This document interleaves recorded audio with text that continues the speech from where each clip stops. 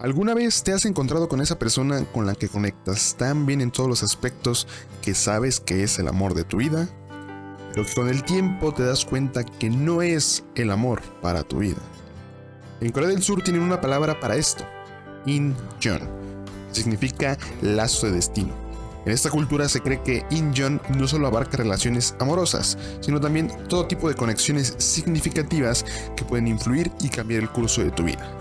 Se cree que cuando conectas tan bien con personas es porque ya has tenido que ver con ellas en tus vidas pasadas, ya sea que hayan sido de tu familia o una relación amorosa o cualquier cosa que haya sido significativa en tu vida. Estás destinado a encontrarte con ella en todas tus demás vidas. Esta es la historia de Nora y Haesung. Nos encontramos en Corea del Sur, donde nos presentan a dos muy buenos amigos, Nora y Haesung, dos niños de 10 años que se llevan muy bien. Juegan juntos, van a la escuela juntos, compiten académicamente y es muy evidente que a tan temprana edad los dos se gustan. Pero esta historia de amor cambiaría de un día para otro, porque la familia de Nora va a emigrar hacia los Estados Unidos. Todo es repentino. Un día Nora estaba teniendo una cita con Haesung y el otro estaba empacando sus maletas porque se va para siempre. Desconcertados los dos niños, sin saber qué decir, solamente se despiden con un seco adiós. Pasa el tiempo y los dos crecen. Parece que se han olvidado el uno del otro. Pero un día Nora recuerda a su amor de la primaria. Quiere buscarlo en Facebook y se da cuenta que él también la había estado buscando, preguntando por ella en foros y páginas sin tener ningún tipo de suerte. Pero Nora lo encontró. Se agregan en Facebook, hacen videollamadas, se ponen al día y los dos saben que la magia aún sigue ahí. Hacen videollamada todos los días, se encariñan, se conocen más a fondo, viven un romance adolescente a distancia. Pero los problemas empiezan a llegar. Los dos quieren cosas muy diferentes. Por un lado, Nora quiere ser escritora, ganar algún tipo de premio, y eso solo lo puede conseguir en Nueva York.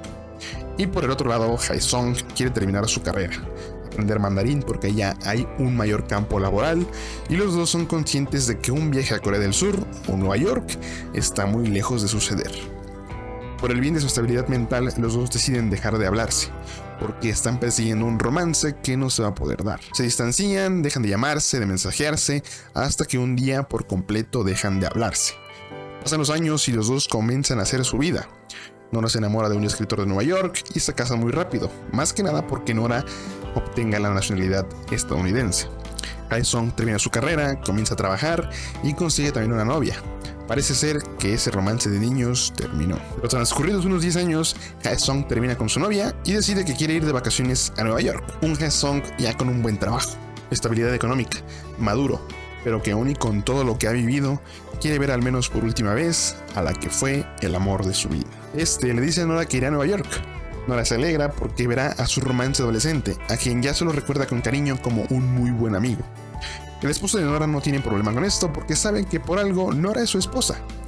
Haesung llega a Estados Unidos, se ven por primera vez después de 25 años y se dan cuenta que aún así la magia sigue ahí.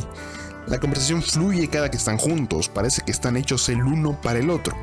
A Nora le vienen sentimientos que pensó que ya habían quedado atrás y se dan cuenta de todo lo que pudieron tener, pero nunca se dio. Haesung conoce al marido de Nora. Se llevan muy bien, pero entra la inseguridad en Arthur. Le dice a Nora que después de conocer su historia con Haesung, la de ellos queda como una historia aburrida, sin chiste. Se conocieron en una casa de escritores donde no había nadie más. Se casaron solo porque Nora necesitaba la nacionalidad. Y de ahí se fueron encariñando, o acostumbrándose el uno al otro. Dice que si esta historia fuera escrita, él sería el malo que tiene encadenada a Nora y no deja que viva su romance con el amor de su vida. Llega el último día de Haesung en Estados Unidos, y los dos saben lo que va a pasar. Él tomará su vuelo a Corea y no volverá atrás. Nora seguirá con su vida que siempre quiso o que en realidad sus padres siempre quisieron para ella, y solo quedará en un ¿qué hubiera pasado si nos hubiéramos arriesgado?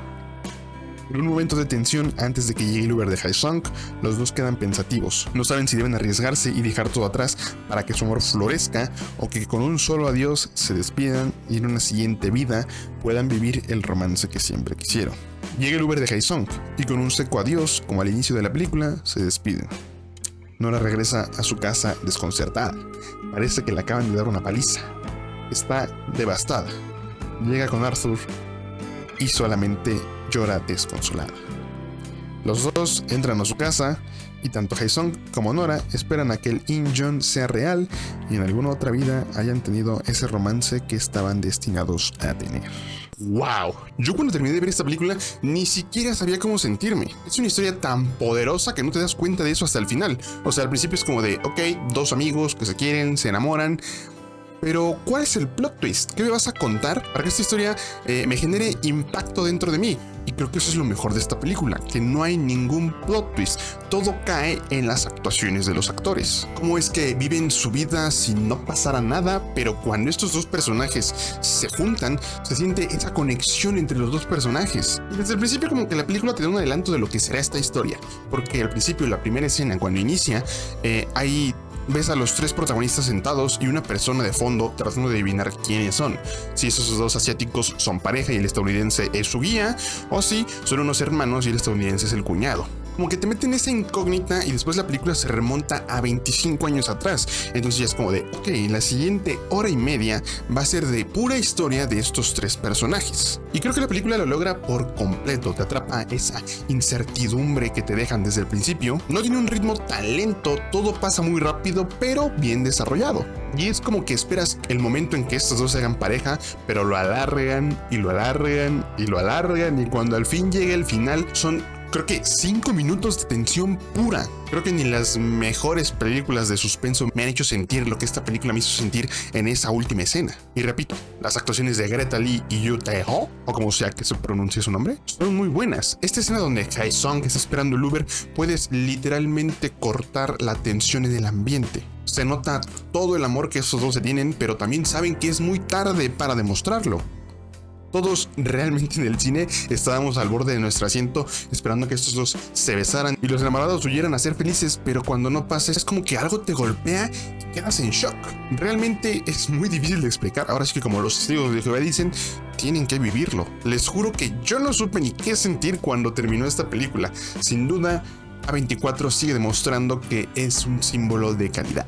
Ahora, el concepto de esta película me gustó mucho. Es como la historia de tu casi algo, esa persona con la que te llevas muy bien, conectas a la perfección, te gusta el tiempo que pasas con ella, pero que nunca se concreta nada.